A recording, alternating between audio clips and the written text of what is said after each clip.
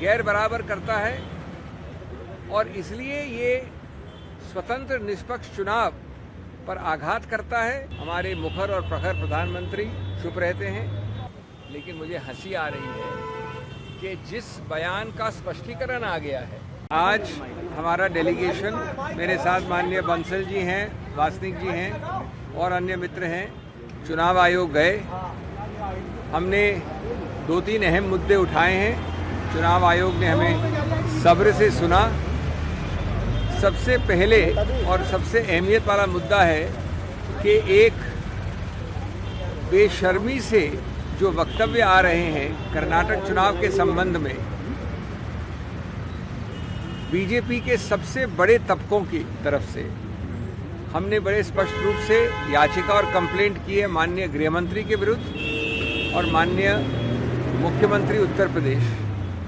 उन्होंने 3-4 वक्तव्य जो हमने अपने रिप्रेजेंटेशन में कोट किए हैं, बड़े स्पष्ट रूप से ऐसे स्टेटमेंट्स दिए हैं जो उकसाते हैं, आपसी वैमनस्य फैलाते हैं, पूरी तरह से झूठे हैं, नफरत फैलाते हैं।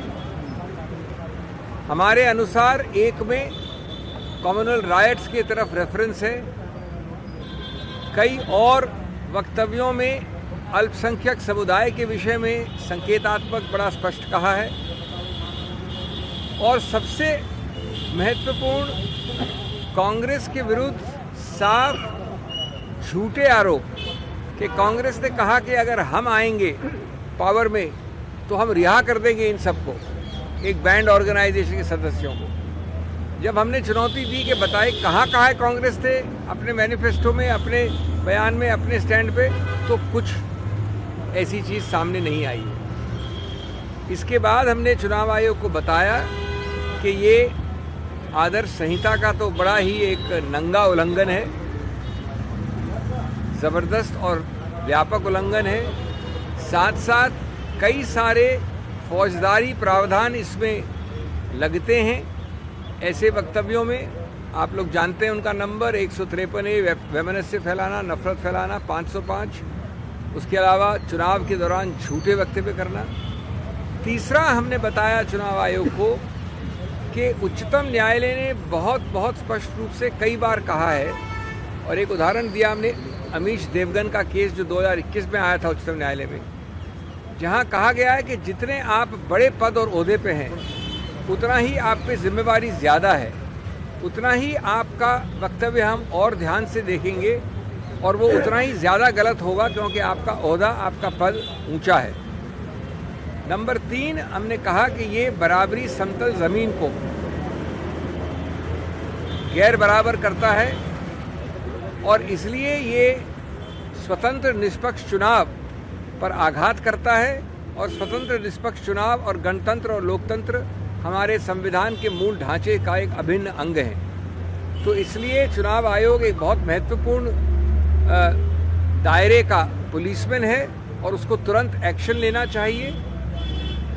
उसको तुरंत एक्शन इसलिए भी लेना चाहिए क्योंकि चुनाव के समय बहुत कम होता है और कितना भी बड़ा पद हो, कितना भी बड़ा नाम हो, कितना भी बड़ा ओहदा हो, कानून सबके लिए बराबर है। और इसलिए हमने अपनी बात अंत की ये कह के कि ऐसे लोगों को तुरंत चुनाव कैंपेन में शरीक होने से रोक देना चाहिए, बैन कर देना चाहिए। अभिषेक जी, जिस बीजेपी नेता ने आज सोनिया गांधी के लिए जिस शब्द का प्रयोग किया उसकी भी शिकायत की है जो विश कन्या थी?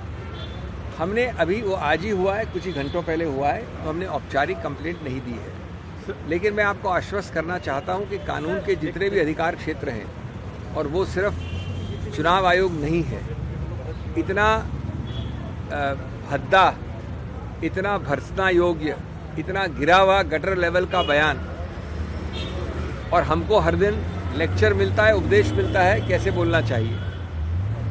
आप देखेंगे कि जैसे पहले मंत्रियों ने, बड़े बड़े वरिष्ठ बीजेपी नेताओं ने कहा है इस प्रकार की चीज़ें और कोई एक्शन नहीं लिया गया है। हमारे मुखर और प्रखर प्रधानमंत्री चुप रहते हैं, वैसा ही इसमें भी होगा। लेकिन हम अपना सब अधिकार क्षेत्र कानूनी इसके विरुद्ध इस्तेमाल करने का पूरा अधिकार क्षेत्र। चुनाव आयोग से मिला है उनका डेलीगेशन। देखिए, वो जब भी आए, जहाँ भी आए, चुनाव आयोग देखेगा। लेकिन मुझे हंसी आ रही है कि जिस बयान का स्पष्टीकरण आ गया है, जिसके बारे में बड़ा स्पष्ट है कि उन्होंने प्रतीकात्मक रूप से और किसी व्यक्ति विशेष के बारे में बात नहीं की, उसमें इतना हल्ला गुल्ला हो रहा है। और यहाँ गृह मंत्री और उत्तर प्रदेश मुख्यमंत्री ऐसे बयान दे रहे हैं, उनके बड़े वरिष्ठ नेता इस प्रकार के भद्दे बयान दे रहे हैं सोनिया गांधी के बारे में, और यहाँ पर डेलीगेशन वो ला रहे हैं। ये तो मजाक की चरम सीमा है। Thank you.